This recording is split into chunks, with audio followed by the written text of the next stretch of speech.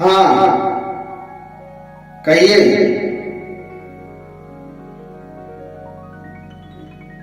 जी जी। तो झगड़ा जो हमने बताया कि देखिए झगड़े का मतलब होता है, वो क्रिकेट आपने देखा है। क्रिकेट एक बैटर होता है और एक बॉलर और बहुत सारे फील्डर होते हैं। जब बॉलर गेंद को फेंकता है तो उसी गेंद को बैटर मारता है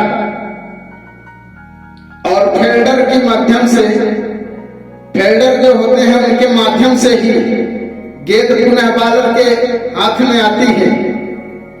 जब बॉलर के हाथ में गेंद आती है तो बॉलर क्या करता है, पुनः गेंद को फेंकता है। तो जो झगड़ा होता है, चाहे वो पति पत्नी का झगड़ा हो, चाहे घर में किसी सदस्य का झगड़ा हो या बाहर किसी का, देखिए झगड़ा जो होता है वो दो लोगों से होता है, तभी झगड़ा होता है। तो वो क्रिकेट के जो क्रिकेट होता है वो झगड़ा ही समझो, बहुत अच्छी तरह से समझ लेना, क्रिकेट की तरह ही झगड़ा होता है। क्रिकेट दो लोगों से खेला जा सकता है, बोलो, दो लोग मिलकर क्रिकेट खेल सकते हैं या उसमें फील्डर भी होते हैं। जोर से। एक बच्चा कह रहा है कि दो लोग भी क्रिकेट खेल सकते हैं। क्या खेल सकते हैं? हाँ खेल सकते हैं, खेल सकते हैं, मैं भी मानता हूं। एक एक बॉलर और एक बैटर, दोनों मिलकर भी क्रिकेट को खेल सकते हैं, परंतु कैसे? वो दोनों आपस में सामंजस्य करते हैं। बॉलर और बैटर यदि सामंजस्य करेंगे तभी खेल पाएंगे, वरना कैसे खेल पाएंगे? सामंजस्य मतलब बॉलर कहेगा कि यार ऐसा गेंद मारना, गेंद ऐसा मारना कि मेरे पास आए, मुझे दौड़ना ना पड़े। तो बॉलर मारेगा तो बैटर ऐसा गेंद मारेगा कि वो बॉलर के पास गेंद जाए ताकि उसे दौड़ना ना पड़े, तब तो दो लोग खेल पाएंगे। सही कह रहा हूं? हाँ, तभी तो जब सामंजस्य करेंगे। मैं आपको 100-200 की गारंटी मुझसे लिख के ले लो, यदि पति पत्नी दो लोग झगड़ा करें, पति पत्नी दो लोग झगड़ा करेंगे और तीसरा उसमें कोई ना बोले, तीसरा कोई इन्वॉल्व ना हो, तो मैं 200% कहता हूं, मैं लिख के दे दूं, वो आपस में समझ लेंगे, उस झगड़े से उनका कोई बिगाड़ नहीं होगा। लिख के ले लो, लिख दूं मैं।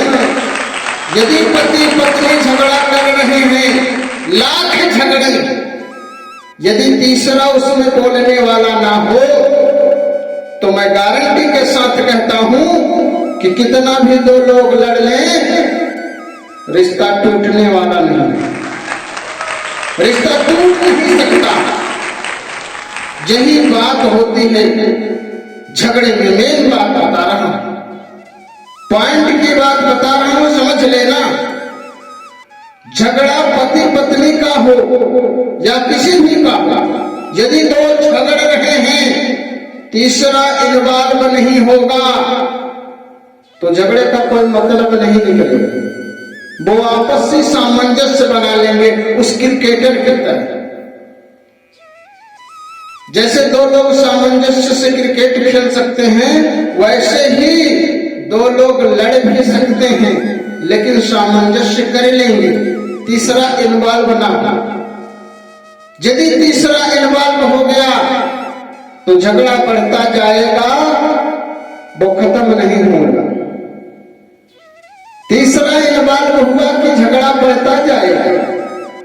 जैसे यदि फील्डर हैं तो गेंद बैटर चाहे जहां मारे, वो फील्डर के माध्यम से बॉलर के हाथ में गेंद आ ही जाएगी, और जब पुनः गेंद आएगी तो उसे मारना ही पड़ेगा। जब उसके हाथ में गेंद आएगी तभी ना अगला गेंद फेंकेगा। और गेंद आई कैसे, समझो, बात को समझो कि झगड़ा कैसे बढ़ता है। गेंद यदि बॉलर ने फेंका तो जाके बैटर के पास पहुंची, बैटर ने मारा, और फील्डर के माध्यम से फील्डरों ने क्या किया, झगड़ा लगाया। झगड़ा दो पक्षों में होता है, लेकिन उसमें आग लगाने वाले ढेर सारे फील्डर होते हैं जिनका उससे कोई मतलब नहीं होता।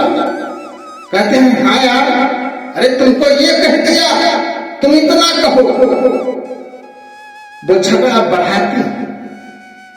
यदि दो लोग लड़ गए तो तीसरा ना बोले तो सामंजस्य हो जाएगा। यदि बोलने लगे लोग तो सामंजस्य नहीं होने वाला। ये लिख के ले लो, ये झगड़े की मेन जड़ है। आप झगड़ा, आप फील्डर और बैटर और बॉलर, दो लोग झगड़ा कर रहे हैं, वो फेंक रहा है, वो मार रहा है, उसके पास जाए, लेकिन बीच में फील्डर लोग झगड़ा लगाकर लड़ाई करते रहते हैं। इसलिए सिंपल सा ट्रिक है कि समझ लें कि लड़ाई झगड़ा बढ़ाया जाता है। दूसरे के कहने पर लोग उसमें नमक मिर्च डालते रहते हैं और दो लोग लड़ते रहते हैं। समझना चाहिए, उस बॉलर और बैटर की तरह दो लोग समझना चाहिए कि इस झगड़े से हमें प्राप्त क्या होगा। यदि समझ जाएंगे, दूसरे की नहीं सुनेंगे, तो झगड़ा जल्द ही शांत हो जाएगा। अनायास का कोई झगड़ा नहीं बढ़ेगा, लेकिन आग लगाने वाले फील्डर जो होते हैं, इसी वजह से झगड़ा चलता रहा। इसलिए घर में खासकर पति पत्नी का झगड़ा बहुत बिगड़ता है, और उस झगड़े में रिश्ते भी टूट जाते हैं। मैं खास करके उन अभिभावकों को यह बताना चाहता हूं कि यदि घर में पति पत्नी लड़ जाएं, आप देख ले या सुन ले तो चुप रहे, शांत रहे। वो अपने आप एक दूसरे से बात करेंगे और सामंजस्य कर लेंगे, रिश्ता नहीं बिगड़ेगा। लेकिन होता नहीं ऐसा। पत्नी और पति का झगड़ा हुआ, पत्नी ने फोन लगाया, हाँ माँ जी मुझे मार रही हैं, गाली दे रही हैं, मैं क्या करूं। तो माँ तो फील्डर है, बोले कि हाँ, अरे आजा, मैं भेज रही हूँ भाई को, तेरा भाई जा रहा है, आजा, अभी खैर ले तू, मार रहे हैं मेरी बेटी को। बताइए झगड़ा बढ़ेगा या कम हो? उधर से लाल होती है उनकी माँ, अरे आजा आजा, बहुत देख लूंगी, ये कर रही हूं, चल केस कर देती हूं। परेशान होंगे तब समझ में आएगा।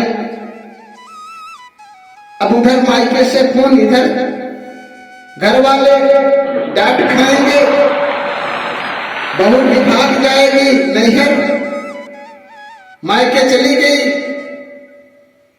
अब ना वो बोलेगी ना ये बोलेंगे, झगड़े से थोड़ी सी दूरी बनी, दूरी की दूरी बन जाएगी। अब ना बोले हो,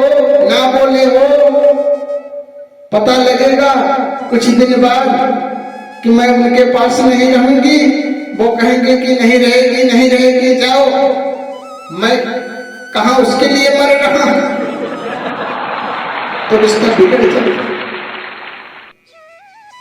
थोड़ा सा अनसुना करना चाहिए।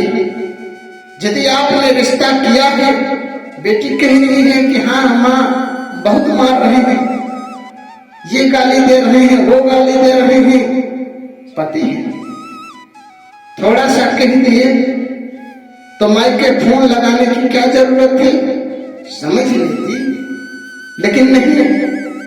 और उधर से माँ भी बोलती हाँ चलिए आओ, भाई को भेज रही हूं, क्यों भेज रही हो, ये नहीं कह सकती कि चलो वहां भी तो सास ससुर हैं, बात कर लो,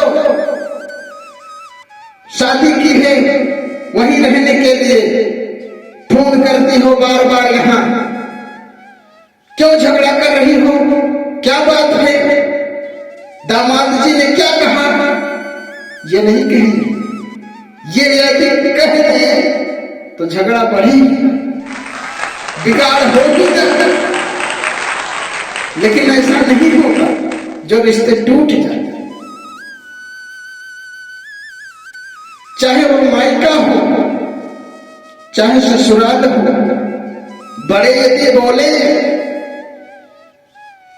तो उन्हें समझाएं।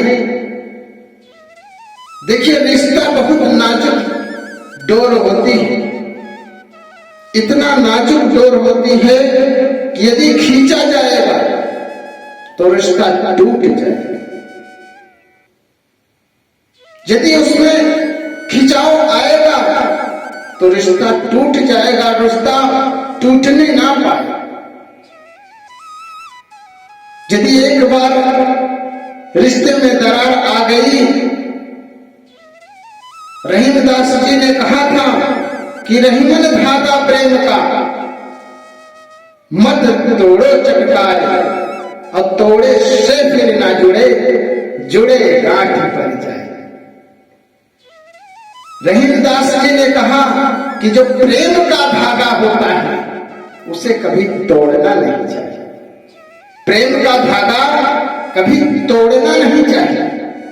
चाहे वो पति पत्नी का प्रेम हो, पिता पुत्र का प्रेम हो, भाई बहन का प्रेम हो, मित्र से प्रेम हो, उस प्रेम को कभी तोड़ना नहीं चाहिए। उसे यदि आपने एक बार तोड़ दिया तो अवश्य ही यदि दूसरी बार जुड़ेगा तो गांठ लग ही जाएगी, इसमें दो राय नहीं। यदि गांठ लग गई तो जो रिश्ता चारों तरफ से सुनहरा था उसमें एक जगह रोक आ जाती, वो रुकने लगता। इसलिए प्रेम का धागा, प्रेम का बंधन, कोई भी रिश्ता हो उसे हरा भरा रखना चाहिए। रिश्ते को आदर सम्मान देना चाहिए, सत्कार देना चाहिए, उसे तोड़ना नहीं चाहिए, तोड़ना नहीं चाहिए, उसे बिगाड़ना नहीं चाहिए।